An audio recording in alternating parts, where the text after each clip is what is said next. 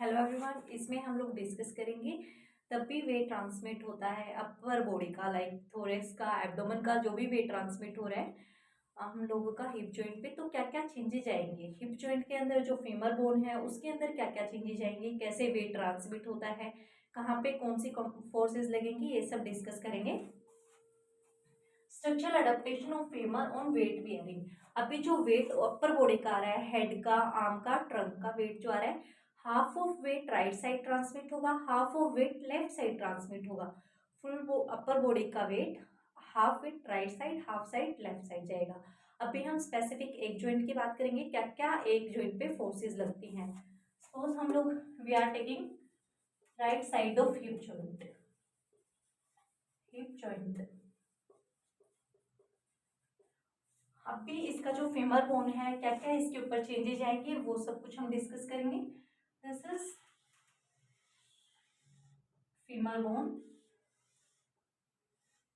अभी जो ऊपर से जो फोर्स लग रही है, जो हम लोगों की हेड की, नेक की, आर्म्स की और जो ट्रंक की फोर्स है, वो कौन सी फोर्स है, हाफ राइट साइड जाएगी, हाफ लेफ्ट साइड। तो हम लोग एक साइड का बात करें अभी, तो half of force of head, head की फोर्स रहेगी, हेड की, आर्म्स की और जो ट्रंक है इसका फोर्स जो लगता है, ऊपर से जो फोर्स लग रही है जॉइंट के ऊपर, that is provided by the half of head.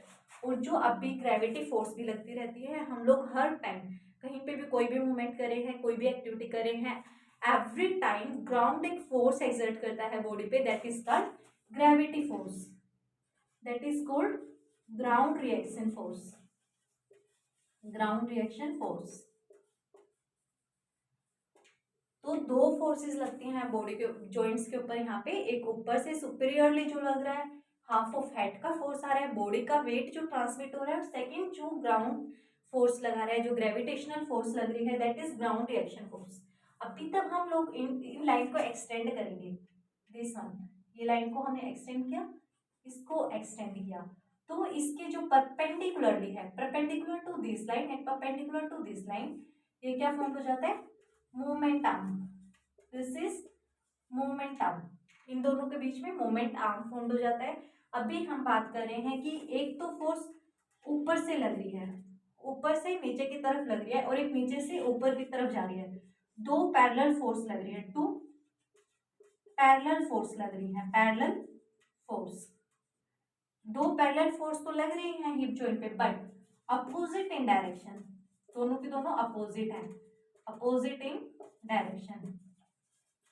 तो अकॉर्डिंग टू प्रिंसिपल, अगर दो पैरेलल फोर्सेस हैं बट अपोजिट है डायरेक्शन में, तो वो क्या प्रोड्यूस करती है, रोटेटरी मूवमेंट, रोटेटरी मूवमेंट। अभी अगर रोटेटरी मूवमेंट हिप पे आ जाएगी तो इंस्टेबिलिटी हो जाएगा, उसको काउंटर बैलेंस करने के लिए क्या क्या हम लोगों की बॉडी में मैकेनिज्म चलता है, वो डिस्कस करेंगे।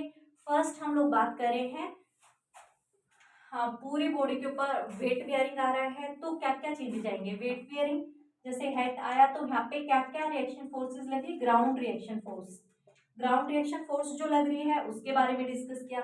एक जॉइंट रिएक्शन फोर्स, जॉइंट के अंदर जो फोर्स प्रोड्यूस हो रहा है उसके बारे में डिस्कस करेंगे। थर्ड इज, ये हो गया ग्राउंड मोमेंट आर्म जो इसका बन रहा है, ग्राउंड रिएक्शन फोर्सेस लग रही है पैरेलल, और ये रोटेटरी मोमेंट प्रोड्यूस करेगा।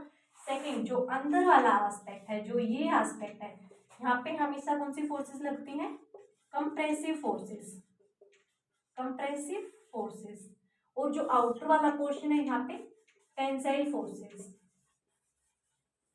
जो हिप है उसका जो अंदर वाला पोर्शन है, इस जॉइंट का जो अंदर वाला सरफेस है, वहां पे कंप्रेसिव फोर्सेस लगते हैं हमेशा, और जो आउटर वाला है टेंसाइल फोर्सेस। अभी यहाँ पे चार फोर्सेस लग रही हैं, एक तो हेड की फोर्स है, सेकंड एक ग्रेविटेशनल फोर्स लग रहा है, और ये दोनों मिलके एक रोटेटरी मोमेंट प्रोड्यूस कर रहे हैं। उसको कैसे काउंटर बैलेंस करेगा हिप का मैकेनिज्म। और सेकंड, एक आउटर साइड टेंसाइल फोर्सेस लग रही हैं, अंदर साइड जो है कंप्रेसिव फोर्सेस लग रही हैं। इनको काउंटर बैलेंस करने के लिए अब क्या मैकेनिज्म है बॉडी में, वो डिस्कस करेंगे।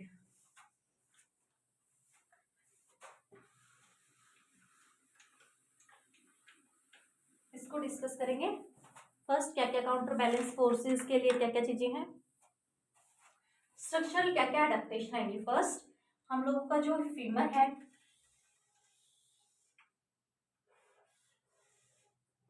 यहाँ पे ट्रेबेकुलर सिस्टम डेवलप हो जाएगा।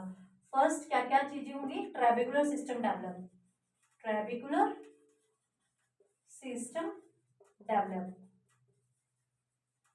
जनरलाइज हमने क्या क्या स्टडी किया कि हिप जॉइंट पे कहाँ कहाँ से फोर्स लग रही है, एक अपर बॉडी का, हेड का, आर्म का और ट्रंक का फोर्स ऊपर से लग रहा है, नीचे से ग्रेविटेशनल फोर्स लग रही है, दोनों मिलकर रोटेटरी मोमेंट प्रोड्यूस कर देते हैं because they are parallel and equal opposite in direction. तो दोनों एक रोटेटरी कंपोनेंट यहाँ पे एक्सर्ट कर देंगे। अंदर की साइड कंप्रेसिव फोर्सेज लग रही हैं, आउटर साइड टेंसाइल फोर्सेज लग रही हैं, उनको कंपनसेट करने के लिए, उन सब चीजों को बैलेंस करने के लिए बॉडी के अंदर क्या मैकेनिज्म है, बॉडी के अंदर क्या क्या चेंजेस जाएंगे। अभी हम लोग हिप जॉइंट का बात कर रहे हैं तो फीमर में क्या क्या चेंजेस जाएंगे, तो ट्रेबेकुलर सिस्टम फॉर्म हो जाएगा। ट्रेबेकुलर सिस्टम क्या रहता है, calcified plate of bone, calcified plates of parallel of bone, calcified plate of bone of cancellous bone, cancellous bone की जो फॉर्म होती है कैंसिलस बोन, एक कोर्टेक्स पार्ट रहता है कैंसिलस, जो कैंसिलस बोन है इसके कैल्सिफाइड प्लेट डेवलप हो जाते हैं। जितना ज्यादा स्ट्रेस बॉडी पे आएगा उतना ही ज्यादा ट्रेबेकुलर सिस्टम डेवलप करेगा और उतना ही ज्यादा अच्छी डेंसिटी हो जाएगी बोन की। इट मीन्स अगर ज्यादा फोर्स एक्सर्ट करी है तो ज्यादा ट्रेबेकुलर सिस्टम डेवलप करेगा और वो उसको कंपनसेट करने का काम करेगा। अभी इसके भी दो, जो ट्रेबेकुलर सिस्टम है इसके भी दो कंपोनेंट रहेंगे, टू मेजर फोर्सेस लगेंगी, टू मेजर ट्रेबेकुलर सिस्टम रहेगा ट्रेबेकुलर और थ्री माइनर ट्रेबेकुलर रहता है, three minor ट्रेबेकुलर system, trabecular system. अभी जो हमने दो मेजर ट्रेबेकुलर सिस्टम की बात की, जो ये मीडियल साइड लगता है, the medial side, medial aspect of femur, यहाँ पे ये डेवलप होता है, यहाँ पे ये इसके जो ये इस एस्पेक्ट से यहाँ से डेवलप होगा और ये सुपीरियर ले जाएगा, this one superior of head जाएगा, इसके जो फाइबर्स होंगे वो सुपीरियरली जाएंगे, सुपीरियरली, फाइबर्स वर्टिकल होंगे, फाइबर्स स्लाइट वर्टिकल होंगे, स्लाइट वर्टिकल होंगे। दो मेजर ट्रेबेकुलर हैं, मीडियल एस्पेक्ट ऑफ फीमर पे यहाँ पे मीडियल ट्रेबेकुलर सिस्टम होगा, मीडियल ट्रेबेकुलर सिस्टम होगा जो कि कहाँ से निकलेगा, medial aspect of femur, medial aspect of shaft of femur, shaft of femur, जो शाफ्ट फीमर का यहाँ से फाइबर्स निकलेंगे और वो वर्टिकली जाके superior of head, superior of head जाके इंसर्ट कर जाएंगे। सेकेंड हम बात करेंगे lateral trabecular system, lateral trabecular system, these both are two major trabecular system जो डेवलप हो रहे हैं इन रिस्पॉन्स टू स्ट्रेस या जितना भी कंप्रेसिव लोड आ रहा है उसके बारे में। ये कहाँ से निकलेंगे, जो लेटरल ट्रेबेकुलर सिस्टम है ये यहाँ से निकल के इसके फाइबर्स जो है दिस वन इंफीरियरली हेड पे जाके लग जाएंगे, lateral aspect of shaft of femur और ये इंफीरियरली यहाँ जाके लग जाएंगे। देखो ओरिजिन कहाँ से हो रहा है, lateral aspect of shaft of femur, lateral aspect of shaft of femur, laterally यहाँ से फाइबर्स निकल रहे हैं, ये ओब्लिकली जाएंगे। ओरिएंटेशन जो है फाइबर्स की कैसी रहेगी, orientation is oblique, oblique orientation रहेगी और ये जाके इंफीरियर ऑफ हेड पे जाके इंसर्ट कर जाएंगे, इंफीरियर ऑफ हेड। अभी जो ये दो ट्रेबेकुलर सिस्टम डेवलप हो रहे हैं ये किसके, जो मिडियल एस्पेक्ट पे हैं ये कंप्रेसिव फोर्स को बैलेंस करने के लिए डेवलप हुए हैं। हमने वहां पे बात किया था एक ग्राउंड रिएक्शन फोर्स लग रहा है, ऊपर से हेड फोर्स लग रहा है, अंदर साइड मीडियल साइड में कंप्रेसिव फोर्सेस लग रहे हैं। कंप्रेसिव फोर्स को बैलेंस करने के लिए क्या डेवलप हुए हैं, मीडियल ट्रेबेकुलर सिस्टम जो कि medial aspect of shaft of femur से निकल के सुपीरियर पार्ट ऑफ हेड पे जाके लग रहा है, और जो साइड में टेंसाइल फोर्सेस लग रही हैं, टेंसाइल फोर्सेस उसको कंपनसेट करने के लिए लेटरल ट्रेबेकुलर सिस्टम डेवलप हुआ है जो कि लेटरल शाफ्ट ऑफ फीमर से निकल के और इंफीरियर पार्ट ऑफ हेड पे इंसर्ट हो रहा है। This is trabecular system. Trabecular system क्या है, calcified plate of cancellous bone है। देन हम लोग बात कर रहे थे थ्री माइनर है, थ्री माइनर, एक है इसके अंदर, दो है इसमें सेकेंडरी ट्रेबिकुलर सिस्टम, ये प्राइमरी ट्रेबिकुलर सिस्टम था जो हमने बात किया, मीडियल ट्रेबिकुलर सिस्टम है लेटरल। सेकेंडरी ट्रेबिकुलर सिस्टम जो ये रिस्पॉन्ड करेगा, and second is trochanteric system, trochanteric. अभी स्ट्रेस की वजह से जो ट्रोकेंट्रिक में फाइबर्स डेवलप होंगे, दिस वन, ये क्या रहेंगे, trochanteric trabecular system, trabecular system रहेगा, ट्रोकेंट्रिक ट्रेबिकुलर सिस्टम, ये माइनर ट्रेबिकुलर सिस्टम रहता है। सेकेंड हमने बात किया सेकेंडरी ट्रेबिकुलर सिस्टम, यहाँ डेवलप हो रहे हैं इन रिस्पॉन्स टू दिस, यहाँ पे लेटरली प्रेजेंट होंगे टेंसाइल स्ट्रेसेस में, 3 माइनर्स यहाँ पे प्रेजेंट होंगे, दिस और एक यहाँ से प्रेजेंट होंगे, दिस वन जो कि ओब्लिकली ओरिएंटेड होंगे, ओब्लिकली ओरिएंटेड होंगे। अभी जैसे ट्रेबिकुलर सिस्टम डेवलप हो रहा है, एक बीच में ये जो पार्ट है, दिस वन पार्ट, ये एक जो ट्रायंगुलर एरिया बच जाता है जहाँ पे कोई भी ट्रेबिकुलर प्रेजेंट नहीं रहता, जहाँ पे कोई भी ट्रेबिकुलर सिस्टम प्रेजेंट नहीं है, this is called zone of weakness, this is zone of weakness. अब सबसे ज्यादा फ्रैक्चर होने के चांसेस यहाँ पे रहेंगे, अदरवाइज हर जगह पे स्ट्रेस की कंपनसेटरी ट्रेबिकुलर सिस्टम डेवलप हो गया है, एंटीरियरली भी पोस्टीरियरली भी, लेकिन जो ये जो पार्ट है this is zone of weakness, यहाँ पे सबसे ज्यादा फ्रैक्चर होने के चांसेस रहेंगे। जितनी ज्यादा कंप्रेसिव फोर्सेज होंगी अकॉर्डिंग टू वुल्फ लॉ, जितनी कंप्रेसिव फोर्सेज हैं उतना ही ट्रेबिकुलर सिस्टम डेवलप होता जाएगा। 2 मेजर है, 3 माइनर है, 2 मेजर, एक medial trabecular system, lateral trabecular system, 3 minor, दो सेकेंडरी ट्रेबिकुलर सिस्टम है, एक ट्रोकेंट्रिक ट्रेबिकुलर सिस्टम है। इन रिस्पॉन्स टू स्ट्रेस, जो मिडल वाला है वो कंप्रेसिव फोर्सेस को बैलेंस करेगा और जो लेटरल वाला है वो लेटरल कंप्रेसिव फोर्सेस को बैलेंस करेगा। This is all about trabecular system. Zone of weakness, then हम बात करेंगे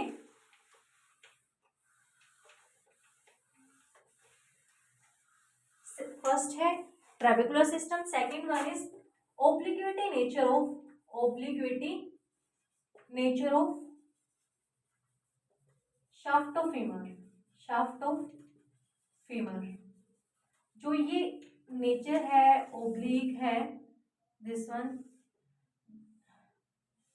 जो ये ओब्लिगेटी आई है, लेटरल साइड भी ओब्लिक है और इस साइड भी ओब्लिक है, ये ओब्लिगेटी जो है ये विस्टैंड करती है जितनी भी कंप्रेसिव फोर्सेस लग रही हैं, ये इसी के अकॉर्डिंग रिमॉडल हुई है, ये रिमॉडलिंग होती रहती है बोन में, रिमॉडलिंग और अडप्टेशन रहता है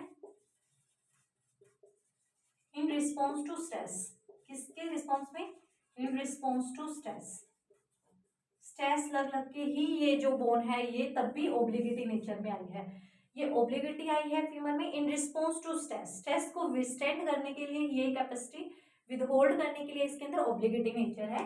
सेकंड पॉइंट इज, फर्स्ट हमने ट्रेबिकुलर सिस्टम की बात की, सेकंड पॉइंट है ओब्लिगेटी नेचर जो है शाफ्ट ऑफ फीमर का टू विस्टैंड काउंटरैक्ट फोर्सेस को बैलेंस करने के लिए ये प्रोसेस रहेगा। Third is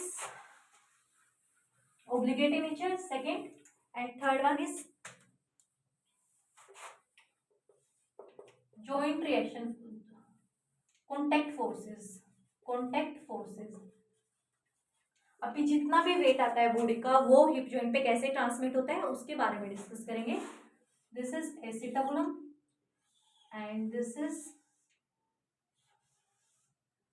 femur and this is acetabulum. अभी हमने बात किया कि पूरा जितना भी यहाँ पे वेट आएगा अपर हाफ ऑफ हेड आ रहा है जो भी, तो यहाँ पे जो वेट ट्रांसमिट करने में क्या हेल्प करता है, जो ये वेट है ये superior aspect of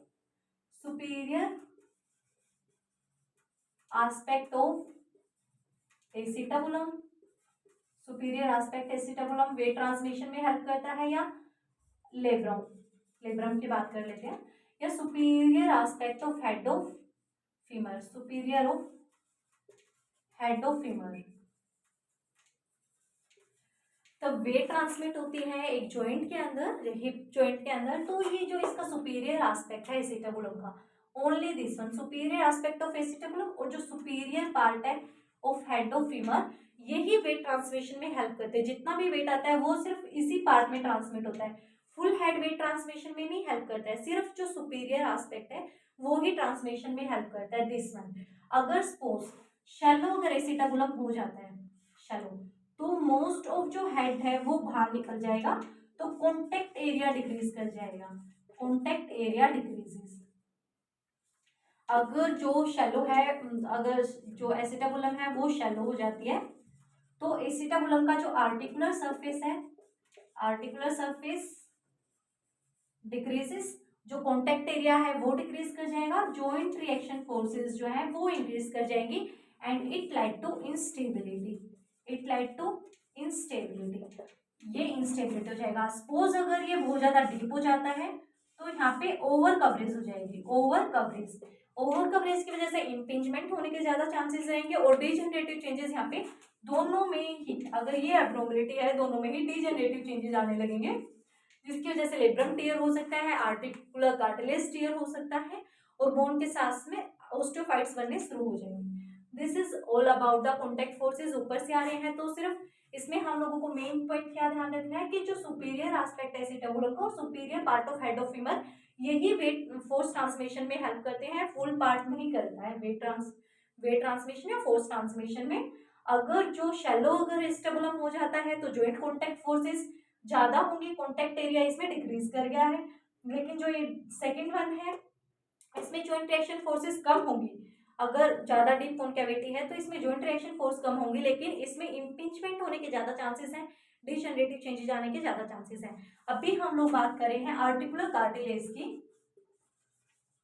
articular cartilage, articular cartilage जो दो जॉइंट्स के बीच में, दिस वन, ये जो दोनों जॉइंट्स के बीच में ये जो एक आउटर कवरिंग प्रेजेंट होती है दोनों बोन्स के सुपीरियर एस्पेक्ट पे, this is called articular cartilage. ये क्या करता है, प्रिवेंट करता है फ्रिक्शन, प्रिवेंट फ्रिक्शन, फ्रिक्शन को प्रिवेंट करता है, और एक स्मूथ मूवमेंट कराने में हेल्प करता है, helping smooth movements, smooth movement पे हेल्प करता है। जो ये आर्टिकुलर कार्टिलेज है अगर ये टीयर हो जाता है तो बोन स्टार्टेड टू डिग्रेड, फिर बोन टीयर होने के चांसेस हैं, बोन डिग्रेड करना शुरू कर जाएगी। तो आर्टिकुलर कार्टिलेज है, ये जो पार्ट है ये वस्कुलर रहता है, वस्कुलरिटी होती है आर्टिकुलर कार्टिलेज में, और जो ये वस्कुलरिटी है वो कैसे मिलती है, डिफ्यूजन प्रोसेस से। जब ऊपर से बॉडी के ऊपर फोर्सेस लग रही हैं तो दो जॉइंट्स के बीच में, तो यहाँ पे डिफ्यूजन होगा और आर्टिकुलर कार्टिलेज अपना नरिशमेंट ले लेगा, nutrition through the process of diffusion. दो जॉइंट्स के बीच में तब फोर्सेस एक्सर्ट करेंगी तो यहाँ पे जो प्रोसेस चलेगा वो डिफ्यूजन का रहेगा और आर्टिकुलर कार्टिलेज अपना नरिशमेंट ले लेगा। इफ इंडिविजुअल इज इमोबिलाइज्ड, अगर लंबे लंबे टाइम से कोई पेशेंट इमोबिलाइज है तो वहाँ पे कोई फोर्स एक्सर्ट नहीं हो रही है, कोई डिफ्यूजन का प्रोसेस नहीं हो रहा है, तो आर्टिकुलर कार्टिलेज जो है ये क्या हो जाएगा, टीयर हो जाएगा या डिग्रेड कर जाएगा, जिसकी वजह से आर्टिकुलर कार्टिलेज अगर डिग्रेड है तो बोन क्या करने स्टार्ट कर जाएगी, जब हम लोग खड़े होंगे तो फ्रिक्शन ज्यादा होगा, जॉइंट रेंज ऑफ मोशंस में पेन होगा और patient is unable to walk. तो इसलिए articular cartilage is very important. ये हमने फोर्सेस की बात की, सेकेंड हमने आर्टिकुलर कार्टिलेज की बात की।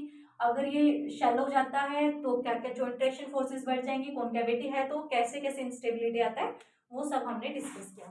This is all about that of things. General overview क्या था, सिंपली स्ट्रक्चरल एडेप्टेशंस क्या क्या आते हैं इन कॉन्ट्रास्ट टू फोर्स, ऊपर से जो फोर्स लग रही है हेड की, नीचे से जो ग्राउंड रिएक्शन फोर्स लग रही है, अंदर से कंप्रेसिव फोर्स लग रही है, टेंसाइल फोर्स लग रही है, उसके रिस्पॉन्स में क्या क्या हुआ, बॉडी के अंदर क्या क्या चेंजेस आया, ट्रेबेकुलर सिस्टम डेवलप हुआ, टू मेजर टू माइनर।